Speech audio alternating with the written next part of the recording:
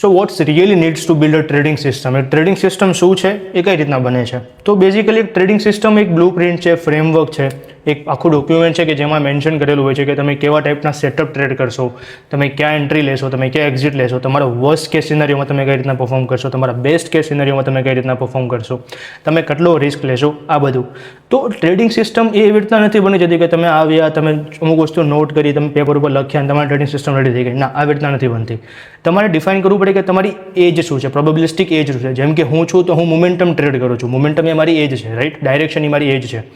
તો બેઝિકલી તમારે આવવું પડે, તમારે ડિફાઇન કરવું પડે કે તમે કેમાં કમ્ફર્ટેબલ છો ટ્રેડ કરવા માટે, કઈ તમારી એજ બને છે સ્ટેટિસ્ટિકલી, અને તમારે એના અરાઉન્ડ એક ફ્રેમવર્ક બનાવવું પડે કે કયા સેટઅપ તમે ટ્રેડ કરશો, ક્યાં તમે એન્ટ્રી લેશો, ક્યાં તમે એક્ઝિટ કરશો, શું તમારો સ્ટોપ લોસ હશે, ઓકે.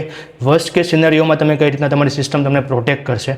જ્યારે આ બધા રૂલ્સ રેગ્યુલેશન બધું કમ્બાઇન થાય છે ત્યારે એક સિસ્ટમ ડેવલપ થાય છે. એક સિસ્ટમ બન્યા પછી એવું નથી થતું કે બની ગયું હોય, તમારી હોલી ગ્રેલ થઈ ગઈ. ના, એ કોન્સ્ટન્ટ ઇવોલ્વ થતી રહે છે માર્કેટના સિચ્યુએશન પ્રમાણે. તો એ કોન્સ્ટન્ટ એફર્ટ છે એક સિસ્ટમને બિલ્ડ કરવી, એક સિસ્ટમને ઇવોલ્વ કરવી, and that's how trader makes profit.